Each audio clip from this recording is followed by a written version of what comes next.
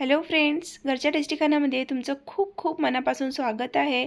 आज आपण समोसा पॅटीस बघणार आहोत किंवा तुम्ही याला समोसा पॉपसुद्धा म्हणू शकता। खूप लोकांना बाहेरून समोसा पॅटीस आणून खायला आवडतं, तर एकदा ही पद्धत नक्की वापरून घरी बनवून बघा। तुम्ही यापुढे कधीही बाहेरचं आणून खाणार नाही, घरीच बनवाल आणि खूप कमी वेळेमध्ये भरपूर सारे बनून तयार होतात। तर चला सुरुवात करूया रेसिपीला। त्यासाठी मी ते पीठ लावून घेणार आहे। तर 1 कप इतकं मैदा घेतलेला आहे। थोडंसं चवीपुरतं मीठ ॲड करायचं आहे, अर्धा चमचा ओवा ॲड करायचा आहे, 1 चम्मच इतकं तेल ॲड करत आहे मोहनसाठी।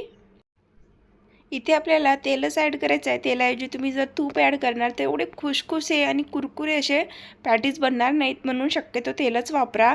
काही गोष्टींमध्ये तेलच वापरावं लागते तरच छान होतात। तर व्यवस्थित पीठ इथे मिक्स करून घेतलेलं आहे तुपामध्ये। आता थोडं थोडं पाणी ॲड करायचं आहे आणि आपल्याला इथे घट्ट असा गोळा लावून घ्यायचा आहे। थोडंसं रोजच्या आपण पिठापेक्षा जसं पोळीचं पीठ लावतो ना, त्यापेक्षाही थोडंसं कडक पीठ लावायचं आपल्याला इथे, म्हणजे लाटायला सोपं जाईल। तर थोडं थोडं पाणी ॲड करून इथे मी पीठ लावून घेतलेलं आहे। बघू शकता थोडंसं हार्ड असं पीठ लावलेलं आहे, खूप जास्त नरम पीठ लावलेलं नाही आहे। जर जास्त नरम होणार तर आपल्याला व्यवस्थित पोळ्या लाटणार नाही, कारण आपल्याला याच्या चपात्या खूप पातळ लाटून घ्यायच्या, एकदम पातळ लाटायच्या आहेत, पोळीपेक्षाही डबल पातळ लाटून घ्यायचे आहे। तरी ते पीठ भिजून तयार झालं आहे, तर 10 मिनिटासाठी रेस्टवर ठेवूया। बाकीचे सगळे मसाले इथे रेडी करून घेतलेला आहे मी, जे जे आपल्याला लागणार आहे सगळे इन्ग्रेडियंट दाखवले आहेत, ते तुम्हाला मी समोर सांगते की किती प्रमाणात घ्यायचं आहे। एक वाटा किंवा एखादी बाउल घेतलेला आहे, त्यामध्ये बॉईल करून मॅश करून घेतलेला आहे। तर 2 बॉईल केलेले आलू ॲड करून घ्यायचे आहेत, त्याच्यामध्येच बॉईल केलेले वाटाणेसुद्धा ॲड हे फ्रेश वाटाणे मी बॉईल करून घेतलेला आहे। एक बारीक चिरून घेतलेला कांदा ॲड करून घेतला आहे। 2 हिरव्या मिरच्या एकदम बारीक चॉप करून घेतले, तेही ॲड करून घेतले। अर्धा चमचा जिरा ॲड केला आहे, अर्धा चमचा धने पावडर, अर्धा चमचा मिरची पावडर, अर्धा चम्मच गरम मसाला, अर्धा चम्मच चवीपुरतं मीठ ॲड करून घेते, बारीक चिरलेली कोथिंबीर ॲड करून घेते। सगळा मसाला मिक्स करून घेते। आता व्यवस्थित पूर्ण मॅश करून घ्यायचं आहे। थोडंसं वाटाण्याला चम्मचने प्रेस करून याला फोडून घ्यायचं आहे। मसाला बनवून तयार झालेला आहे। खूप छान मसाला इथे मी मिक्स करून घेतला आहे। आता लगेच आपल्याला एक स्लरी टाईपचा बॅटर तयार करून घ्यायचा आहे। तर 2 चम्मच एका बाउलमध्ये मैदा घेतलेला आहे, 2 चम्मच तूप ॲड करायचं आहे त्यामध्ये आणि चम्मचने पूर्ण हा मिक्स करून घ्यायचा आहे, म्हणजे छान बटरसारखं आपल्याला इथे तयार करून घ्यायचं आहे मैद्याचं आणि तुपाचं। याच्याने पारी खूप छान निघतील, लेअर्स खूप छान निघणार आहे पॅटीसचे। तर तुम्ही शक्यतो तुपच वापरा, तेल वगैरे वापरू नका, तेलाने व्यवस्थित निघणार नाही। तुम्ही अशा प्रकारे एक छान बॅटर तयार करून घ्यायचं आहे। बॅटर तयार करून घेतल्यानंतर पीठ बघून घेऊया। तर पीठ खूप छान सॉफ्ट झालेलं आहे, परत जोर लावून 1-2 मिनटं सॉफ्ट करून घेतलं आहे। आता लगेच त्याचे गोळे तोडून घेते। तर एक छोटे छोटे साईजचे 5 ते 6 गोळे आपल्याला तोडून घ्यायचे आहे। 5-6 लेअर्सचे आपल्याला पॅटीस बनवायचे आहे। साईजचे छोटे छोटे 5-6 पेढे इथे मी तोडून घेतलेला आहे। आता त्यांना सॉफ्ट करून घेते, म्हणजे ज्यावेळेला आपण पोळी लाटणार त्यावेळेला क्रॅक जाणार नाही आणि छान अशी पोळी आपल्याला लाटता येणार।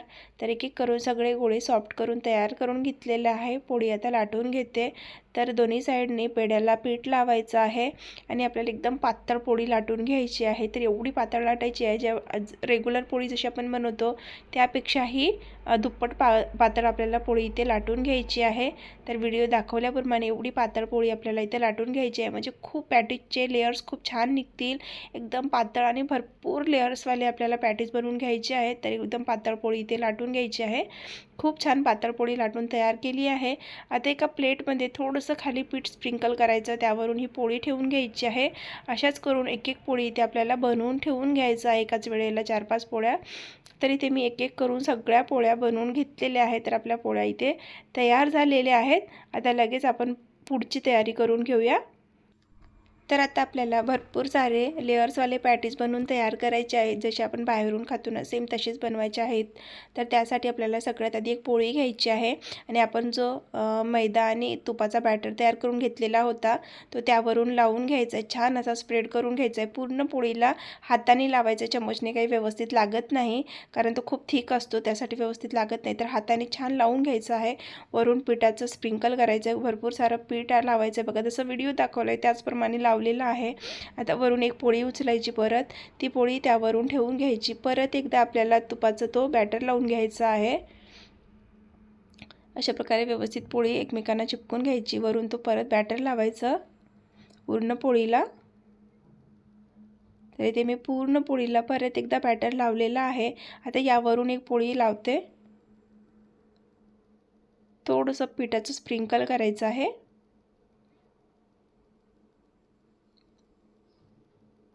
आता एक पोळी लावून दाखवते वरून.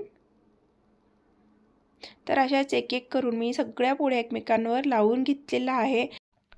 आपण जो तुपाचा आणि मैद्याचा बॅटर तयार केले ना, तो भरपूर लावायचा, वरून पीठ लावायचं, म्हणजे खूप छान पाऱ्या निघतात, म्हणजे लेयर्स निघतात.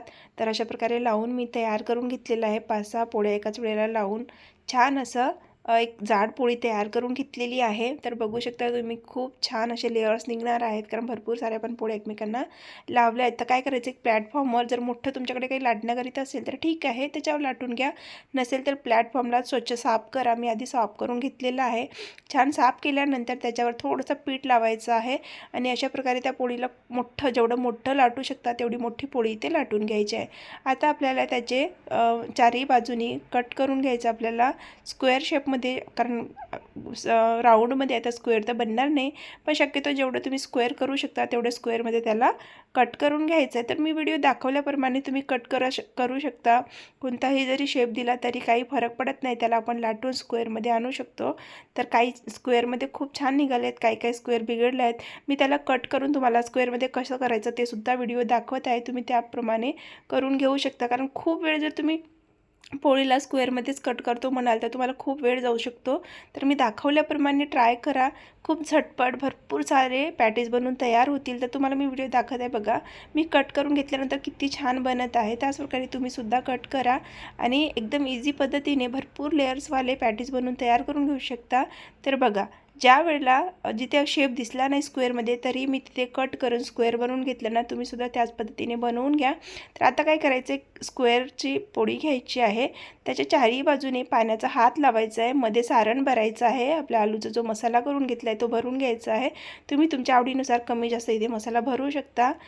दोन्ही बाजूने आपल्याला आधी चिपकून घ्यायचं आहे, मग परत दुसऱ्या बाजूने आपल्याला चिपकून घ्यायचं आहे.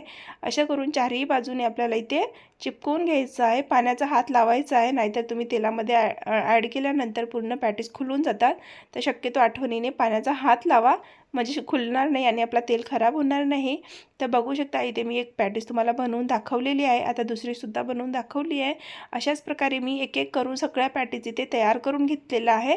आता लगेच फ्रायसुद्धा करून दाखवते. तर काय करायचं, तेल खूप कमी गरम करून घ्यायचं आहे. खूप जास्त गरम करायचं नाही आहे, हलकं कोमट तेल गरम करायचं आहे, म्हणजे भरपूर पाऱ्या याच्या म्हणजे लेयर्स निघतील. नाहीतर काय करणार, जास्त तेल गरम असेल तर लेयर्स निघणार नाही, मधून कच्चं राहील आणि वरून लालसर लवकर होऊन जाईल.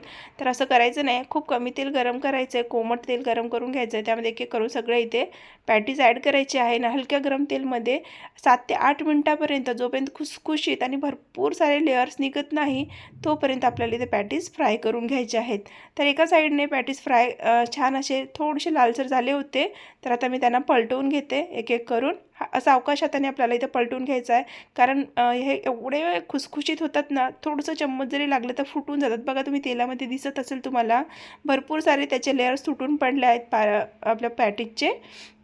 तर इथे पॅटीस फ्राय करून तयार आहे. मी तुम्हाला काढूनसुद्धा दाखवले आणि लेयर्स तुम्ही बघू शकता. आणि एवढी क्रिस्पी अशी खुसखुशीत बनून तयार झाली होती ना, की हाताने जरी टच जरी केलं तरी असं एकदम खुळखुळी वाजत होती. तर अशा प्रकारे ते मी एक एक करून सगळ्या पॅटीस बनवून घेतलेल्या आहे, फ्राय करूनसुद्धा घेतलेला आहे आणि तुम्हाला सर्वसुद्धा करून दाखवली आहे. तर तुम्हाला ही रेसिपी कशी वाटली कमेंटमध्ये नक्की सांगा. थँक्यू.